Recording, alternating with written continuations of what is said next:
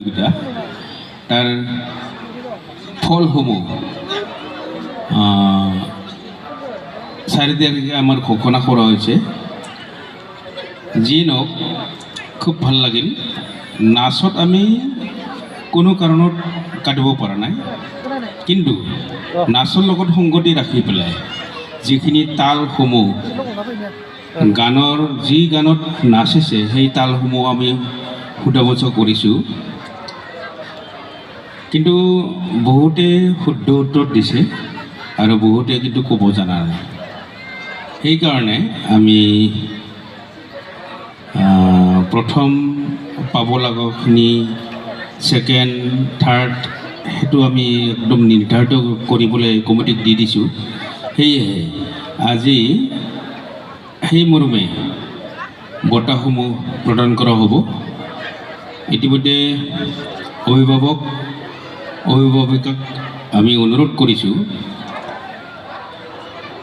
নৃত্য, সংগীত, নাচ এই তিনিওটা গোটেই তালৰ লগত সাদৃশ্য আছে বা তালসমূহৰ লগত ওতঃপ্ৰোতভাৱে জড়িত আছে।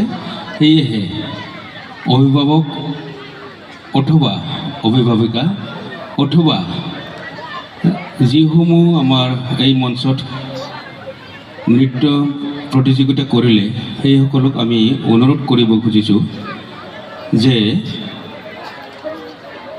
আজিৰ এই কম্পিউটাৰ যুগত গোটেই বস্তুখিনি আমি শিকি ল'ব লাগে। সেয়েহে मोसानायाव जों रावखौबो दाननो हायाखै, गासैनियाबो मोजां जाजोबदों।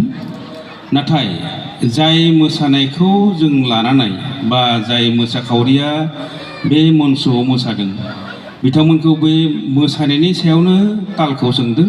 बेयाव मोजां थि फिननाय होनो हायियाव जों एसे दानस्लाय दुस्लाय खालामदों। बेखौ जों कमिटिनो गथायना होलांखादों। दिनै बै मर्मे बान्थाखौ होनाय जासिगोन। बान्था होनायनि सायाव जोंहा बुंनो गोनां खोथा गैया, गासैबो मोनजोबगोन बान्थाखौ। नाथाय मोसाखावरि बिथांमोनखौ आं गुरै खावलायोदि नोंथांमोना जाय मेथाइखौ मोसागोन बे मेथाइनि सायाव थियारि जानांगौ। दिनै बे जोंहा गसाइबिथा घरामारा गसाइबिथायाव श्री श्री कृष्ण दौल जात्रा 96थि फोरबोआ सोलिगासिनो दङ। दिनै जोबथि सान बा जोबथि हर। बेवहाय मोसाखावरिफोरखौ आं सुबुरुन होनो लुबैदों जे जाय मेथाइखौ मोसागोन बे मेथाइनि सायाव ताल सा गथाय बिबरन होनो हानाय जानांगोन बा बिजिरनानै होनो हानाय जानांगोन। बेनो आंनि गुरै खावलायनाय मोसाखावरिनिसिम।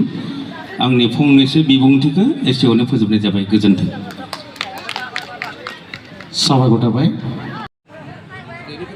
नेहाथारि आदाखौ बान्थाखौ बावफैनो थाखाय खावलायबाय। लीना बसुमतारी बामोनखाल कनसुलेसन अर्थात थुलुंगा बान्थाखौ बिथाङा मोननो हादों। साबायखर थाबाय। आरो कनसुलेसन प्राइज दंबावो। सनिया देउरी हलंबारी बान्थाखौ बावगोन जोंनिनो फुजा कमिटिनि आफादगिरि कमल नार्जारी बिथांखौ बान्था बावनो थाखाय खावलायबाय। सनिया देउरी हलंबारी रायजोखौ आखाइ खबना एसे बरायनो थाखाय खावलायबाय। उन्दुनो ओंखारो नङाब्ला। सनिया देउरी साबायखर थाबाय। आरो दंबावो कनसुलेसन प्राइज कावेरी दास भुयापारा बान्थाखौ बावगोन देबेन बसुमतारी आदा बान्थाखौ बावैनो थाखाय खावलायबाय। कावेरी दास भुयापारा साबायखर थाबाय। दा कनसुलेसन प्राइज थुलुंगा बान्थाखौ जोङो 7 लादोंमोन गासै। 3 थांबाय, सासे दंबावो रियाश्री दास बेखौ बान्थाखौ बावगोन जोंनि हारिमुनि नेहाथारि, जोंनि फुजा कमिटिनि हारिमुनि नेहाथारि किशोर बसुमतारी आदा बान्थाखौ बावनो थाखाय खावलायबाय। रियाश्री दास कनसलेसन प्राइजआव बिथाङा फार्स्टआव थांदोंमोन